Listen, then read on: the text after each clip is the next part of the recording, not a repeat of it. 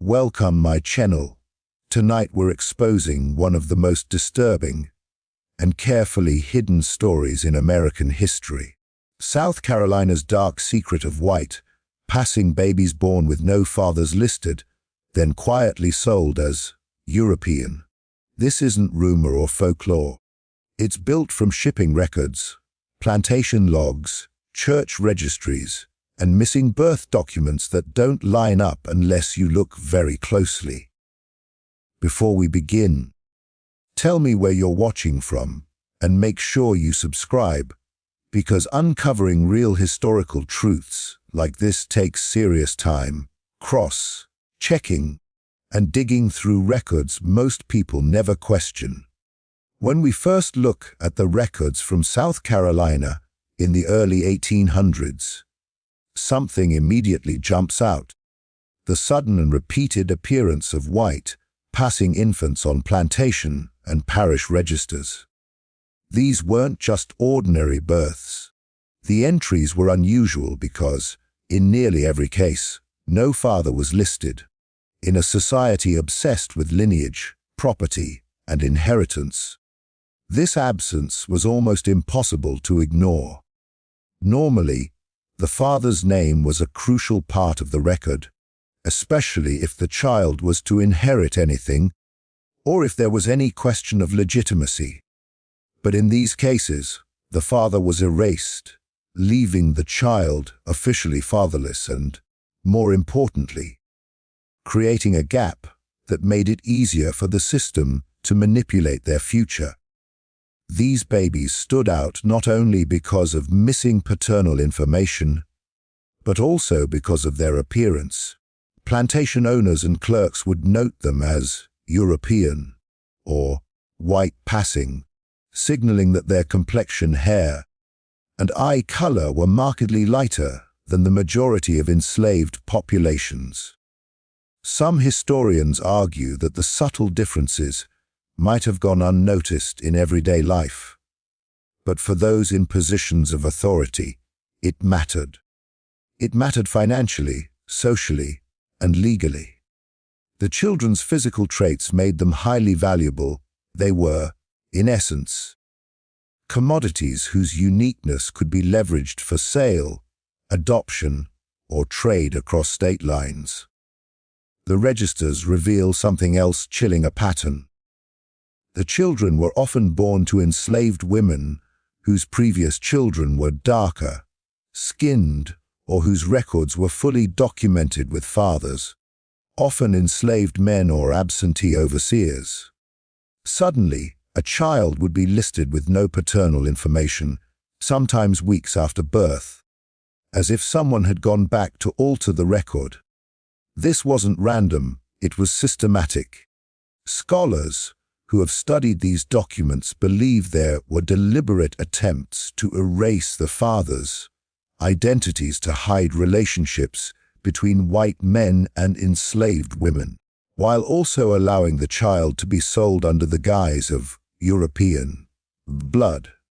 Plantation ledgers, often considered the most reliable records of daily life, show repeated entries like female child, white passing father unknown, sold to Mr. H for European adoption, or child born of enslaved woman, father not recorded, transferred out of state. What's striking is how clinical these records sound, almost as if they were removing human identity entirely and treating the baby as a type of commodity. Behind each entry was a living, breathing child. Yet the system stripped away everything that could tie them to family, blood, or community. Church baptism records offer another layer of evidence.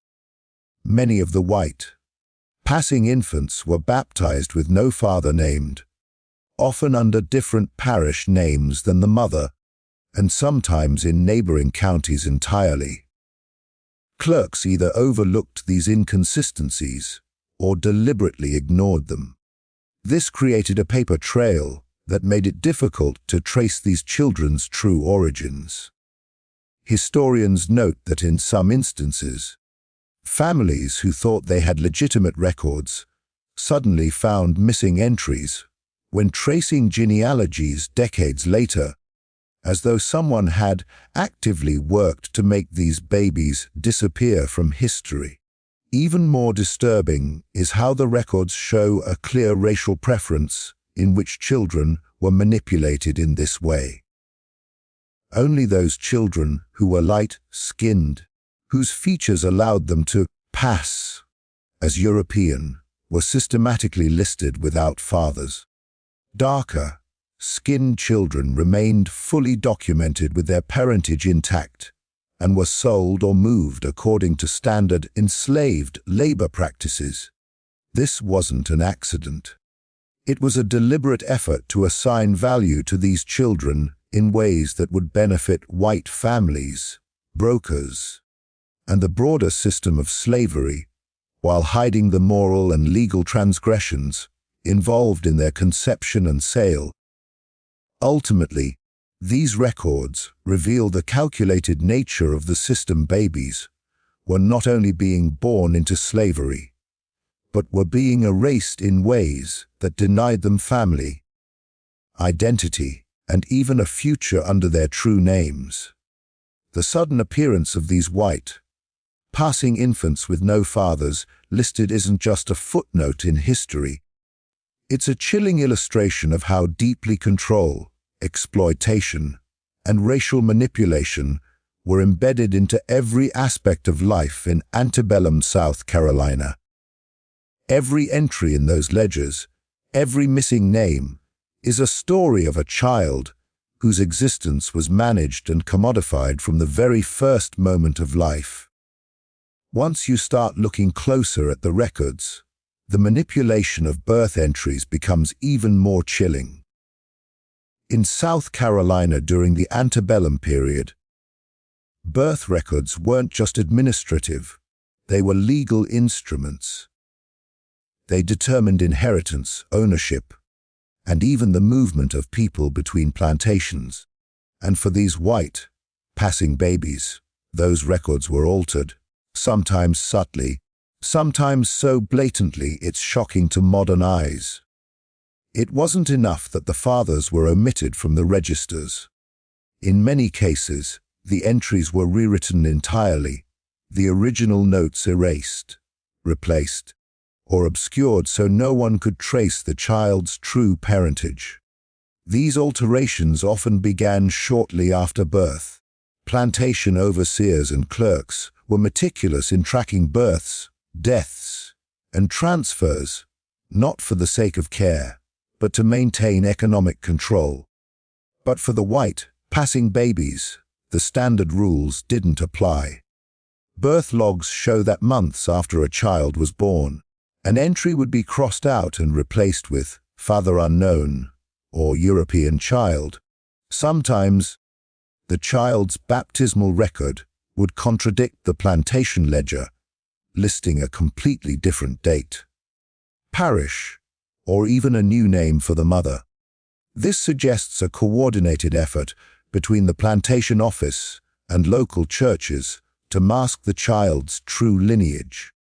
The records themselves provide unsettling clues about who was orchestrating this. Many of the changes coincide with the arrival of new overseers or the sale of the plantation, indicating that adults in positions of authority were actively deciding which children could be rebranded for profit. Clerks often used vague language, transferred for European consideration, listed under white heritage, or simply not to be included in paternal record. It's almost as if the babies' identities were negotiable commodities, and their parentage an inconvenient fact to be hidden or erased. One particularly revealing set of documents comes from a Charleston parish where several white, passing babies were baptized within months of each other. The first entries list the mother's name and the father as an enslaved man who worked nearby. But a few weeks later, the records were altered. The father's name was removed, the baptism date shifted, and the child's complexion described as European like. There are even notations indicating the child was to be sold across state lines. These documents suggest that erasing the father was not a clerical error or oversight. It was deliberate, systematic, and financially motivated. The alteration of records also served a social function. By removing the father's names, the plantation elite could hide the reality of sexual exploitation. Enslaved women often bore children fathered by white men on the plantation, sometimes the masters themselves or overseers. Naming the father in the official records would expose these relationships and could create scandal, especially if the child was light-skinned enough to pass as European. By erasing the father, the system maintained a veneer of propriety while simultaneously assigning economic value to these children based on their appearance. In addition, these altered records created a loophole for selling the children. Without a father listed, the child could be transferred, sold, or even adopted under the guise of being of European heritage. Shipping manifests, plantation sales ledgers, and church documents all show a consistent pattern. Children described as white passing were moved more frequently than others, often over long distances, and always with their paternal identity stripped from official documentation. The result was a deliberate erasure of family ties, leaving mothers powerless and children trapped in a system that denied their true identity. Even decades later, these record alterations had lasting effects. Genealogists attempting to trace family histories often find abrupt gaps, where a child seems to vanish from one record, only to appear elsewhere with altered details. In some cases, entire lineages are obscured, with descendants unable to trace their ancestry, because the historical documentation was manipulated from the very beginning. The altered records were more than paperwork. They were instruments of control, shaping not only lives at the time, but the very memory of those lives for generations to come. Ultimately, the erased or altered records highlight the cruel logic of the system. For those in power, a white, passing baby wasn't just a child, it was a potential asset, a source of income, and a problem to be managed. The deliberate removal of the father from the records served multiple purposes. It concealed sexual exploitation, increased the child's market value, and created legal loopholes that allowed the sale and transfer of children as if they were property divorced from their family. What modern readers see as gaps in historical records were, at the time, the result of a carefully orchestrated system designed to profit from the manipulation of identity and the erasure of truth. By examining these documents closely, we can see the scale and precision of this operation. This wasn't random or incidental, it was systemic, deliberate, and deeply embedded in the structure of slavery in South Carolina. Every altered line, every omitted father's name, tells a story of power, exploitation, and the lengths people went to maintain both control and profit, even at the expense of innocent lives. One of the most chilling aspects of this story is how the white, passing babies were quietly moved and sold under the label of European. The practice wasn't openly acknowledged. Of course, no plantation owner or broker would ever admit that they were profiting off a system that erased both father and identity. But when you dig into shipping manifests, sales ledgers, and adoption, like records from the 1800s, a pattern emerges that is hard to ignore. These babies, because of their lighter complexion and European features, were treated differently from the rest of the enslaved population. almost as if their value transcended the standard rules of slavery. In many cases, these infants were separated from their mothers almost immediately after birth. Plantation records show notes like, "to be sent to Charleston for European sale," or "transferred under white classification," indicating that someone had made the determination that the child could be marketed differently. What's particularly disturbing is that there's no indication that the mother had any say in the matter. The children were considered property first, potential profit second, and human beings last, if at all. Mothers, often still recovering from childbirth, were left to grieve the sudden removal of their children, while their records were altered to erase the father entirely. The brokers and intermediaries involved in these sales played a key role in maintaining the illusion of European identity. Shipping documents often listed children as mixed European features, or simply as white passing, allowing them to be sent to different plantations, towns, or even other states without raising questions. Some children were sold for prices significantly higher than average enslaved infants because their appearance allowed them to pass in society. In effect, their skin became a form of currency.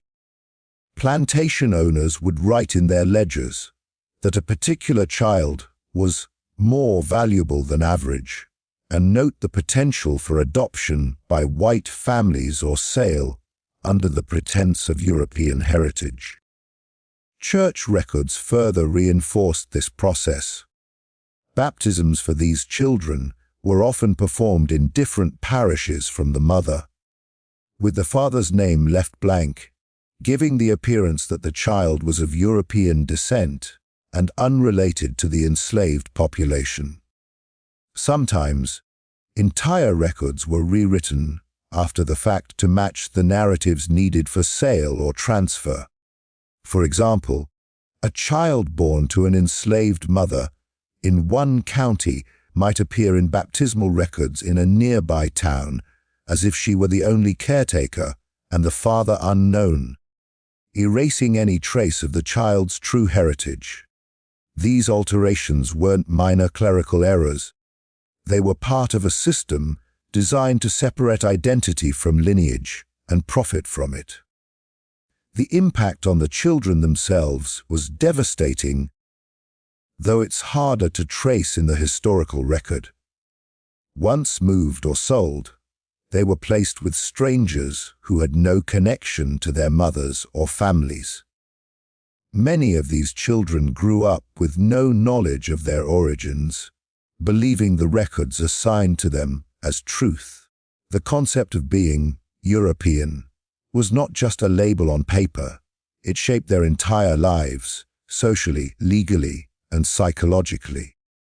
They were denied the family connections and cultural identity that should have been theirs from birth, leaving a legacy of confusion, trauma, and lost lineage that persists to this day.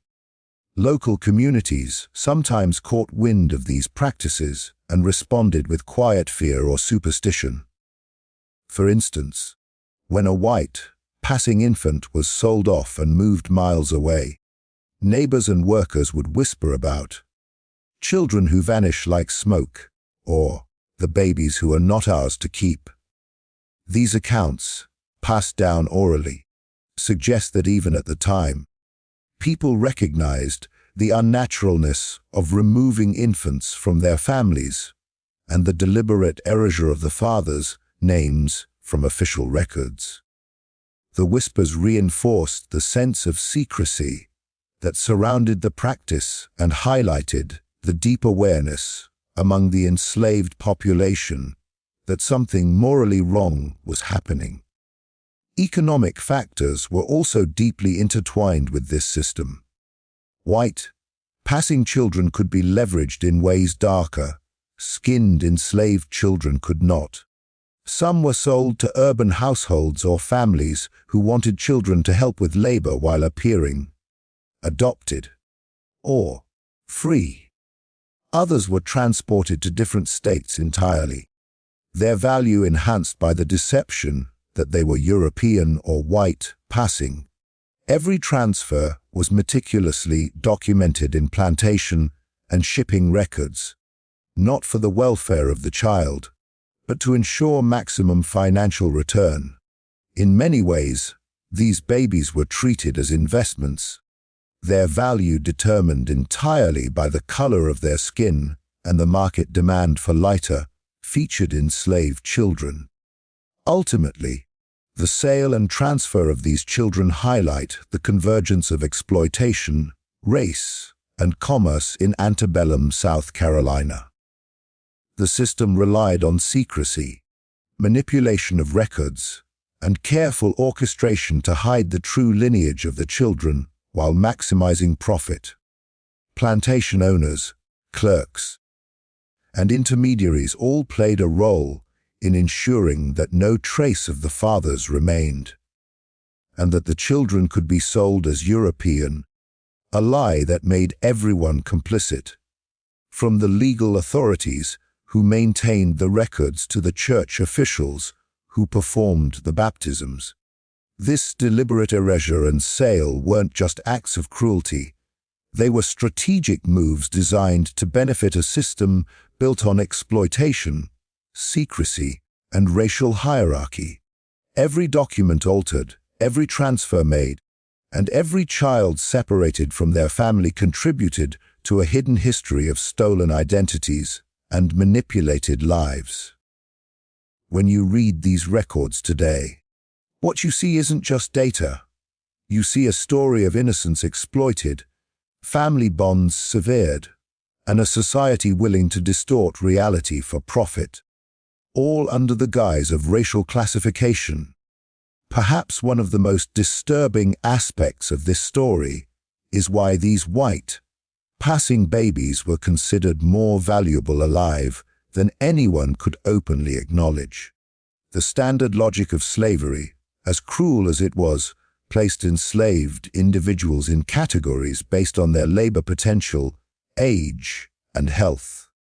But when it came to these particular infants, a new layer of calculation emerged, one that combined race, appearance, and market perception into a system of extreme exploitation. These children weren't just property. They were commodities with a premium price attached, simply because of their skin tone, hair texture, and eye color. Plantation ledgers and sales records make this chillingly clear. In some cases, babies who appeared European or light-skinned were listed with higher monetary value than older children or even able-bodied adults. Some records explicitly note phrases like prized for European passing or high market value if sent north, indicating that these infants were not only treated as property, but were also evaluated by the potential profit they could generate. The economic incentive alone ensured that families could not intervene, and any resistance by mothers or caretakers would have been met with threats, punishment, or worse. The advantage of selling white passing infants alive was multi-layered. First, they could be shipped to urban centers or northern states under the pretense of being adopted or raised in free households. In reality, this was a way to increase their market value while masking their true origin. Families or buyers could pay higher prices for a child who could pass as European, imagining a future that was more advantageous or at least safer than what darker-skinned enslaved children could achieve. The child's appearance created a loophole in the rigid racial caste system. A perceived proximity to whiteness suddenly made them more desirable, more profitable, and tragically, more disconnected from their true family. Second, the fact that these children were alive allowed for manipulation over longer periods of time. Plantation owners could use them strategically, sometimes moving them between properties, sometimes holding them for future sale, and sometimes using them to manipulate church or social records to maintain the illusion of European identity. Being alive meant the child could be rebranded, multiple times baptized in a new parish, assigned new names, or listed under different guardians. This continuous erasure and reassignment of identity not only increased financial gain, but also made it nearly impossible for descendants to trace their true ancestry today. The psychological toll on the enslaved mothers cannot be overstated. Women who gave birth to these babies had little control over the outcomes. And the economic logic of white, passing children often overrode any maternal concern. Mothers watched as their infants were listed as European, stripped of paternal recognition, and moved away, sometimes immediately after birth. Plantation owners recorded these movements clinically, almost like inventory, noting when the child would arrive at the buyer's location, what price was paid, and even which clerk facilitated the transfer. The mother's grief, loss, and confusion were irrelevant to the system. What mattered was the child's value as an asset, alive and markable. Even church institutions became complicit in this system. Baptisms were sometimes used to cement the child's European identity, providing a veneer of legitimacy that increased value. Clerics performing these rituals often followed instructions from plantation owners or overseers, unknowingly reinforcing the child's role as a tradable commodity. By existing alive and receiving these markers of social acceptability, the child could be transferred, sold, and even legally documented in ways that enhanced economic benefit while erasing human relationships. The fact that the children were alive also allowed for selective survival narratives to form. Plantation records occasionally note instances where a child survived illnesses or accidents that would normally have been fatal, often used as justification for increasing their price. In some ways, their very survival became part of their marketability, feeding into the perception that these children were exceptional and, therefore, more desirable. Yet this was not about admiration or care. It was about the cold calculation of how to extract the maximum value from a living human being whose appearance temporarily disrupted the established racial hierarchy. The economic rationale extended even further. White, passing infants could be transported across state lines to buyers who were willing to pay more for their perceived European characteristics. Merchants and brokers often emphasized their European features in sales advertisements or ledger notes, ensuring that the child fetched a higher price than a child who could not pass. The system created a cruel irony: the child's proximity to whiteness, a trait inherited without consent, became both a shield and a trap, a survival advantage in terms of saleability, but a mechanism of separation from family, identity, and heritage. Ultimately, this practice demonstrates the disturbing intersection of race, economics, and dehumanization in the antebellum South. These infants were not just slaves, they were symbols of a system willing to commodify human life down to the very color of skin. Being alive, rather than stillborn or less visibly European, transformed these babies into highly prized property, even as it intensified their separation from family, community, and ancestry. Their survival was exploited, their identities rewritten, and their lives commodified in ways that remain difficult to fully comprehend today. By examining these records and the logic behind them, it becomes painfully clear that the value assigned to white, Passing babies was never about nurturing or protection. It was about maximizing profit while masking social scandal, and it relied on the cruel manipulation of birth, identity, and family ties. Every ledger entry, every altered record, and every transaction tells the story of a system that treated life itself as a commodity and made survival both a blessing and a curse for these children. One of the most fascinating and tragic aspects of this story lies in the church and shipping documents that quietly contradict official family histories. At first glance, these documents seem ordinary. Baptismal records, parish ledgers, and shipping manifests that detail the movement of children from one location to another. But when you examine them side by side with plantation records, a disturbing pattern emerges. Children listed as white, passing, or European often appear under different names, different birth dates, and in different parishes than those recorded at birth. The discrepancy isn't minor. It's a deliberate erasure of identity, a rewriting of family history to hide the truth about these children's origins. Baptismal records, in particular, played a crucial role. In some cases, babies born to enslaved mothers were baptized in parishes far from their home plantations, often with no father listed, while records closer to the home listed a completely different parentage. The result was a fractured paper trail that made it almost impossible to trace the child's true lineage.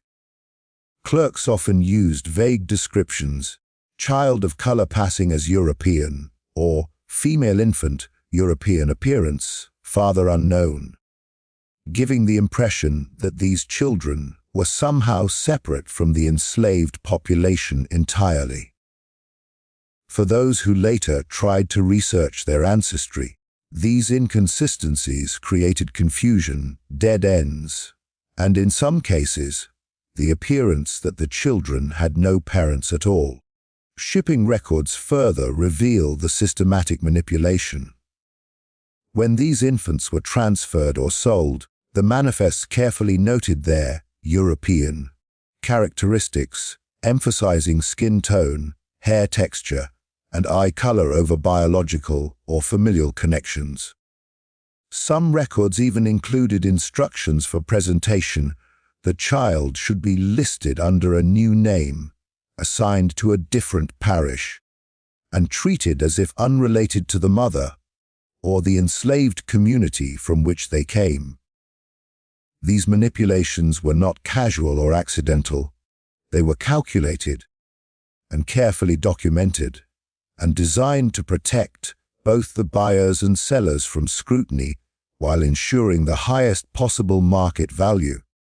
The contradictions between church and shipping documents and plantation ledgers weren't only about profit.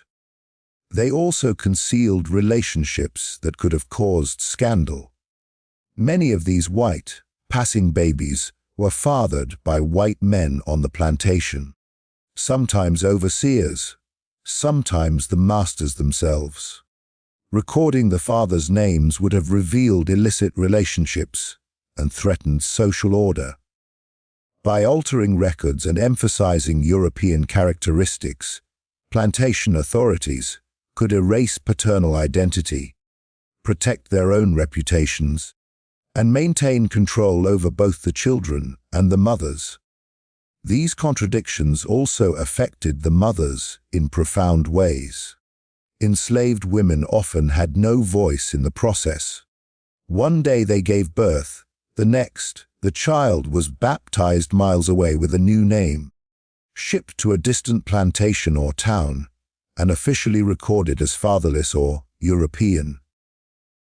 Even if they tried to reclaim the child or trace its whereabouts, the documents were deliberately confusing, contradictory, and fragmented. In essence, the system weaponized paperwork to ensure that the mother's claims, memories, and family connections could be denied or erased entirely. Genealogists today still face the consequences of these manipulations. Families attempting to trace their ancestry often find multiple, conflicting entries for a single child, sometimes under entirely different surnames or assigned to entirely different parishes. What should have been a straightforward record of birth and baptism is instead a complex web of falsified documents, designed to make it nearly impossible to trace the true family lineage. This erasure of identity wasn't accidental, it was deliberate, and it left a lasting legacy that still impacts descendants today. Even shipping documents demonstrate the lengths to which these manipulations went. Babies were often labeled with terms that suggested legitimacy or European origin, making them marketable to buyers far away. Some were sent hundreds of miles, sometimes across state lines, and often under the pretense of adoption by white families. The careful attention to detail, descriptions of hair color, eye color, and complexion shows how much value was placed not just on the child's physical traits, but on the ability to reclassify them on paper. Once a child left the plantation and appeared in the shipping or church records of another county or state, the original lineage became almost impossible to trace. Perhaps the most disturbing aspect of these documents is that they quietly tell a story of lives intentionally erased, identities rewritten, and family ties severed. The babies themselves were not only removed from their mothers, but also stripped of any paper evidence of their true heritage. Each contradictory record served a purpose: to protect the prophets, conceal scandal, and reinforce a system that treated human beings as property whose value could be maximized through deception. In the end, these church and shipping documents are more than just bureaucratic records. They are evidence of a systematic attempt to manipulate identity, exploit children, and erase family connections in ways that were both subtle and devastating. They reveal a calculated effort to maintain control over both people and perception, to profit from the appearance of European traits, and to silence the truth of these children's origins. When you read the contradictions in these records, you see the story of lives rewritten, of mothers who never saw their children again, of fathers erased from history, and of children whose identities were stolen before they could even speak their own names. The final, and perhaps most haunting, aspect of this story is the long-term legacy of stolen identities buried deep within American bloodlines. When we talk about these white, passing babies whose fathers were erased from history and whose records were altered, we're not just talking about lives affected in the moment. We're talking about generational consequences that ripple into the present day.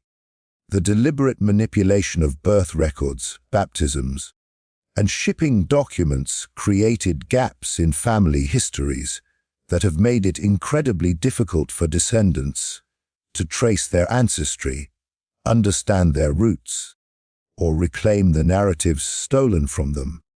Imagine being born into a world where your very existence is documented inaccurately or erased entirely. For these children, the erasure wasn't just a minor inconvenience. It was a systematic stripping of identity. Their mothers often had no ability to protect them, and their fathers were erased to cover social and financial exploitation. They were raised with new names, often in unfamiliar environments, sometimes far from the plantation where they were born. The records that should have anchored them to a family, a lineage, or a community were intentionally falsified, leaving them adrift in a world that treated them as property first and human beings second. The long, Term effects on genealogy and family histories are staggering. Modern-day descendants often discover gaps in their ancestry, unable to connect with their forebears because the documents were deliberately manipulated to hide paternal identity and obscure familial lines. Some families are left with only fragments of records, conflicting information, or names that appear in multiple locations with no apparent connection. Descendants have traced their family back to a single plantation, but can't determine who the child's father was or why the records seem contradictory. That uncertainty is a direct result of the deliberate erasure and misclassification of these white, passing infants. The legacy of this erasure isn't only legal or genealogical, it's also psychological. Descendants may carry a sense of disconnection, a missing link in their family story that creates a subtle, but profound, impact on identity and self-understanding. This is especially true in communities where racial classification had such weight, where being labeled white, passing, or of European descent could change the trajectory of your life. The original manipulation of these records created a ripple effect. It reshaped families, altered opportunities, and, in some cases, created a legacy of secrecy and shame that persisted for generations. Even beyond individual families, there's a broader social and historical impact. The practice of erasing fathers and selling white, passing infants under the guise of European identity contributed to a culture of secrecy and deception in antebellum South Carolina. It reinforced a system that commodified human life, allowed abuses of power to go unchecked, and created a hierarchy based on appearance and perception rather than reality. Communities internalized these silences, passing down stories as whispers or omitting them entirely, which has made uncovering the truth today an extraordinarily difficult task. Historians, genealogists, and researchers must rely on cross-referencing multiple flawed or altered sources, piecing together fragmented evidence, and reading between the lines to reconstruct what truly happened. Some of the most poignant examples of this legacy are modern families discovering that their ancestors were listed under entirely different names or parishes, or that church records contradict plantation logs. In many cases, the supposed European classification allowed children to live in relative freedom or be adopted by white families, but it also severed any connection to their biological families. Those connections were not just casual or convenient, they were lifelines, links to history, culture, and identity. Losing them meant that entire lines of memory, culture, and experience were erased from personal and collective history. And yet, even amid the pain and erasure, there's a remarkable resilience. Descendants today are uncovering these hidden histories, often using the very records that were manipulated to trace back and reclaim lost identities. DNA testing, archival research, and oral histories are allowing some families to piece together fragmented genealogies and reconnect with ancestors who were stolen from them in every sense of the word. While the system tried to bury these children and their lineages under falsified records and false classifications, modern research is slowly bringing the truth to light. This legacy underscores one central truth: the manipulation of records and the erasure of paternal identity were not just acts of historical cruelty, they were mechanisms that shaped generations. They determined who could claim identity, who could trace lineage, and who was left invisible. Every altered record, every stolen birthright, and every sale conducted under the guise of European Classification left a mark that stretched far beyond the 19th century. The babies may have grown into adults who never knew their true parents, and their descendants may have lived in uncertainty for generations.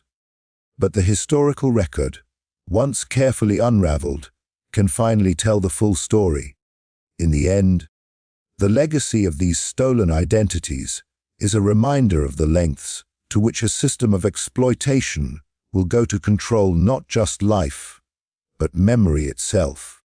It shows how something as seemingly mundane as a birth record or a shipping manifest can become a tool of erasure, and why understanding, uncovering, and preserving these stories is critical, because every white, passing infant whose father was erased, every document altered for profit or convenience, and every family denied the truth deserves to be remembered, reclaimed, and acknowledged.